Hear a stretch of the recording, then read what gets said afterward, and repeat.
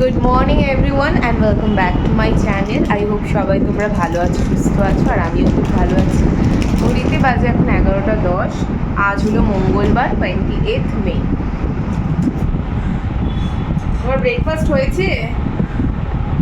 হয়েছে? হ্যাঁ বলো। ওর ব্রেকফাস্ট হয়ে গেছে, কিন্তু আমার হয়নি এখন, আমার হবে একটু পরে। মানে ব্রেকফাস্ট করতে আমাদের প্রতিদিনই দেরি হয়ে যায়, বাট দুপুরের রান্নাটা হয়ে যায় আগে আগে। যেহেতু মামনি ব্রেকফাস্টটা করে, তো মামনি পুজো টুজো করে আসে, আর আমি এদিকে রান্না করি, যেহেতু রান্নাঘরটা আটকা থাকে, তাই জন্য ব্রেকফাস্টটা করতে দেরি হয়ে যায়। আজকে আর বৃষ্টি নেই, কাল বিকেল থেকেই বৃষ্টিটা ধরেছে, তারপরে আর বৃষ্টি আসেনি।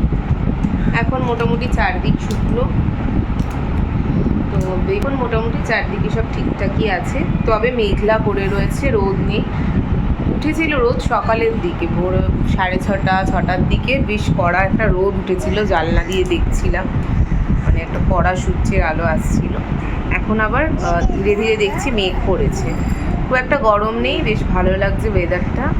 আর বৃষ্টিটা সেভাবে আর না হলেই ভালো, এরকম হালকা মেঘ মেঘ থাক, যাতে সেভাবে গরমটা না পড়ে। তো চলো আজকে দিনটাকে স্টার্ট করি। আর আমার রান্না হয়ে গেছে, ওই তেঁতোর যে তরকারিটা করি চিংড়ি মাছ দিয়ে, আমি সেটা করেছি।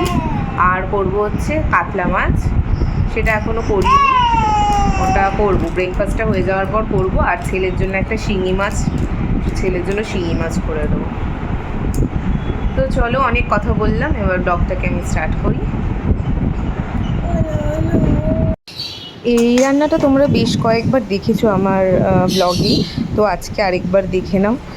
যারা দেখোনি আগের ব্লগগুলো বা ভিডিওগুলো, তারা দেখে নাও যে চিংড়ি মাছ দিয়ে আমি কীভাবে তেঁতোর তরকারিটা রান্না করি। মানে উচ্ছে বা করলা যাই থাকুক তোমাদের ঘরে অ্যাভেলেবেল, আর তার সাথে কুমড়ো আর বেগুন, এই দুটো থাকলে, আর যদি ঘরে চিংড়ি মাছ আনা থাকে, তাহলে এই রান্নাটা করে দেখতে পারো, খুব ভালো হয় খেতে।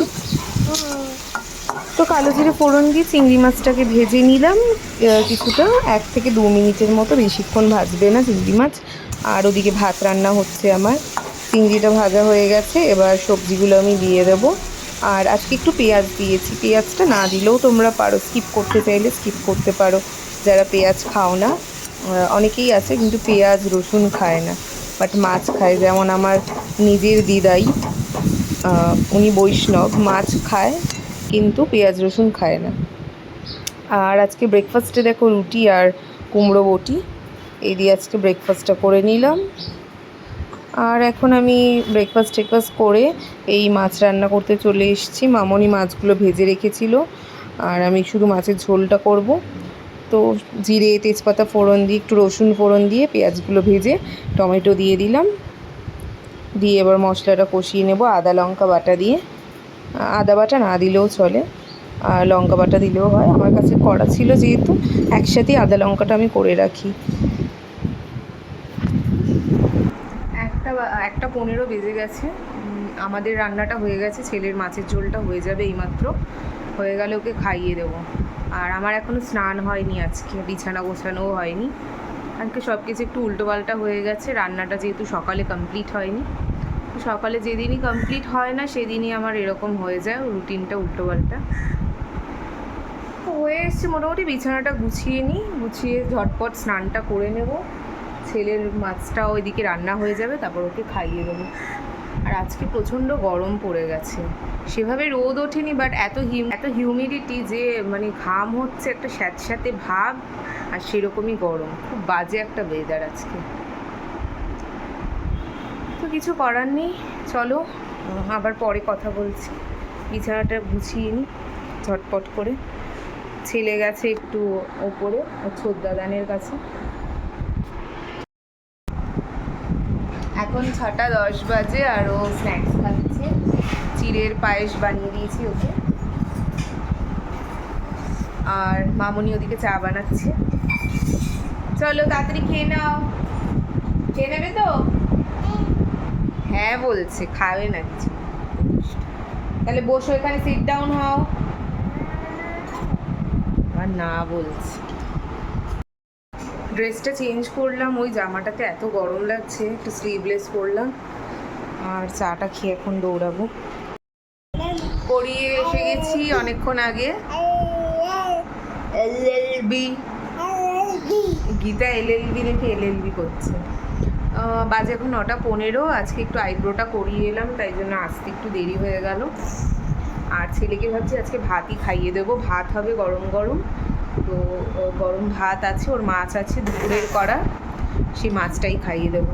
আর এত গরম পড়েছে, খালি গায়ে করেই রেখেছি, মানে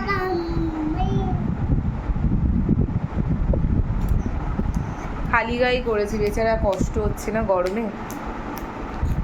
এটা কি ডান্স হচ্ছে? একটু টেঙ্গে টেঙ্গে ডান্সটা করে দাও, টেঙ্গে টেঙ্গে, এরকম করে টেঙ্গে। দেখে মনে হয় না যে ওদের গরম লাগে, এত লাফাতে থাকে সারাদিন। তো চলো আবার একটু পরে কথা বলছি। কালকে আবার আমার বড় ননদের জন্মদিন। তো রাত্রি 12টা তো কেক কাটা হবে, জেগে থাকবো আমি। হ্যাঁ, তাহলে হাম্পি দাও ভালো করে। আচ্ছা বাবা, নাকি নাকি করো, গালু গালু করো। এখন 11:15, ডিনার হয়ে গেছে আমার 11টার মধ্যে। আর ছেলের কাণ্ড দেখো, দেখাচ্ছি। সুইচ বোর্ড পুরো খুলে দিয়েছে টেনে। আর ওর ছেলের তো ডিনার হয়ে গেছে, আমি ওকে খাইয়ে দিই তারপরে খেলাম। ওর বাবাও এসে গেছে, ও বাবারও ডিনার হয়ে গেছে। আর বিছানাটা করছি। এই মোমবাতি ডাইরেক্ট বসানো যেতে পারে? হ্যাঁ, সাদা এইসব জিনিসপত্র লাগাবো।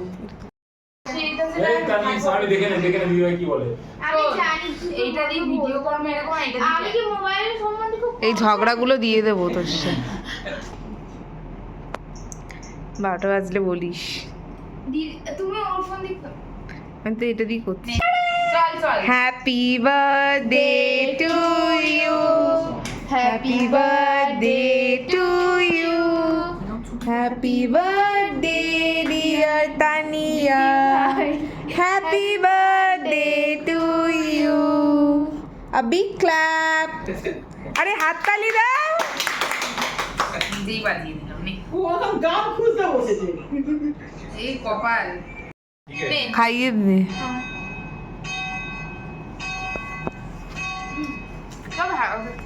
জানি না, দেখা যাচ্ছে না।